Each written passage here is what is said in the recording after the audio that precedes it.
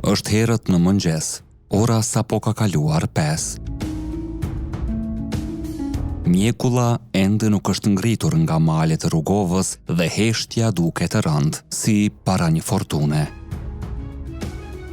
Në atë qetësi, një njeri i vetëm i plagosur, me këmbën e thyer, mbështetur mbi pushkën e tij, po përgatitet për diçka që askush nuk do ta besonte, po të mos ishte rrëfyer brez pas brezi.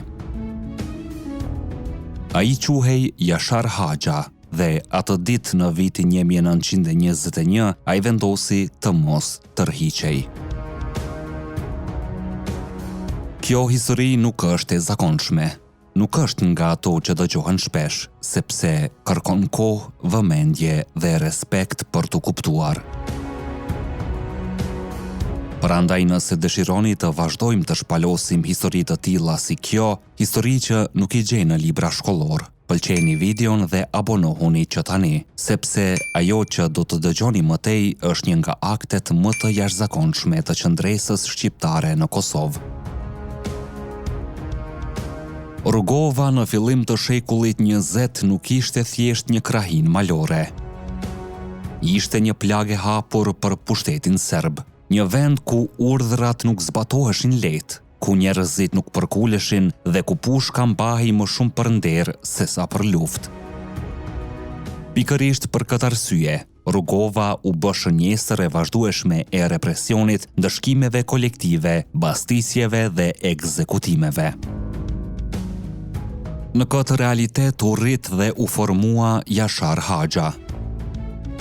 Ai nuk ishte oficer, nuk ishte komandant ushtrie dhe nuk ishte pas vetës logjistik apo mbështetje shtetërore.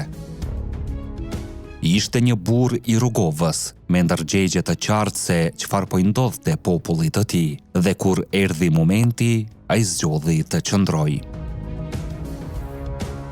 Atë mëngjes të vitit 1921, një batalion i parë ushtarak serb u nis drejt zonës ku ndodhej Jashari. Qëllimi ishte i qartë, kapja ose eliminimi i tij. Ata mendonin se kishin përballë një rebel lokal, të lodhur dhe të plagosur. Nuk e dinin se po hynin në një nga përballjet më të turpshme për ta.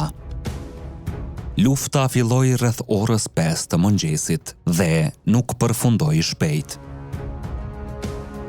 Orët kalonin, por Jashar Haxha nuk tërhiqej, edhe pse me këmbën e thyer, edhe pse duke u mbështetur her pas here vetëm mbi një këmbë, ai i mbante serbët të bllokuar.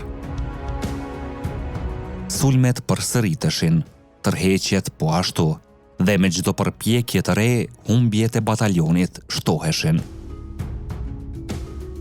Plumbi i tij nuk ishte i verbër, ishte i matur. Çdo qitje kishte peshë, çdo goditje ishte mesazh. Deri në orën 5 të pasditës, për 12 orë të plota, një njeri i vetëm arriti të mbajë një batalion të tërë të mbërthyer. Orët po kalonin ngadalë, por për Jashar Haxhën koha kishte humbur kuptimin. Dhimbja e këmbës së thyer nuk ishte më një ndjesi fizike, ishte shndruar në një zhurmë të largët. Të mbytur nga zhurma e krismave dhe nga frymarrja e rëndë që i ngjitej në kërhëror. Në ato orë Jashari nuk po luftonte vetëm kundër ushtarëve përballë tij, ai po luftonte kundër lodhjes, kundër humbjes së gjakut, kundër mendimit se fundi ishte afër. Dhe megjithatë, asnjëherë nuk ju shfaq ideja e dorëzimit.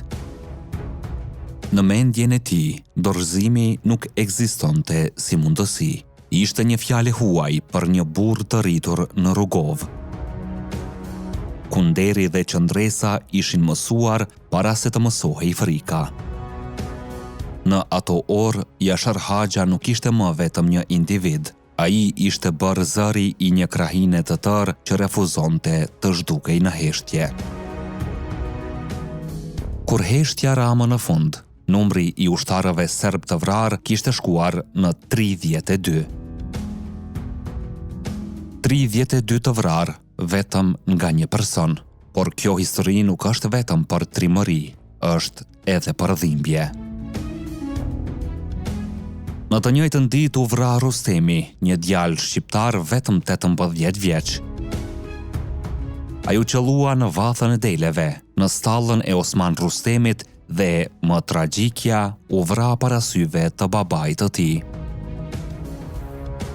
Ky moment e tregon qartë se ky nuk ishte një operacion ushtarak i zakonshëm, por një përpjekje për të thyer shpirtin e një krahine të tërë. I lodhur, i plagosur dhe me municion drejt fundit, Jashar Haxha arriti të zvaritej deri në livadhin e Ali Ademit. Aty ai bëri një veprim që edhe sot do të vlerësohej si zgjuarësi e pastër luftarake. Ai hoqi xhamadanin, shenjën e tij dalluese, dhe e fshehu në një hendek. Pastaj u largua rreth 500 metra më tej duke sfiduar dhimbjen dhe humbjen e gjakut. Kur batalioni mbërriti, ata menduan se e kishin rrethuar. Qelluan pa pushim vendin ku mendonin se ndodhe Jashari, derisa harxhuan pothuajse gjithë municionin.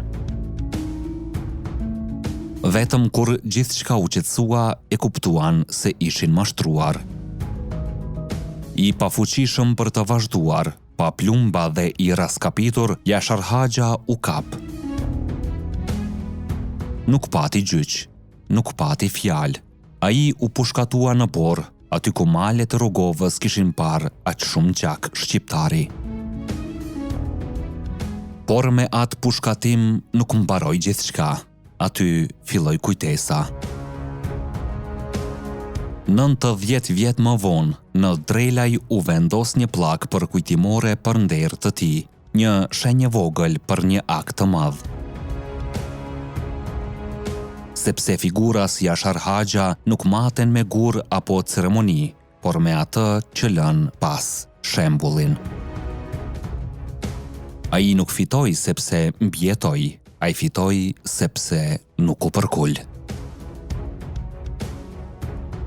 Dhe kjo është arsyeja pse kjo histori mbetet unike në Kosovë, jo për numra, jo për krahasime, por sepse tregon se çfarë ndodh kur një njeri vendos se dinjiteti vlen më shumë se jeta.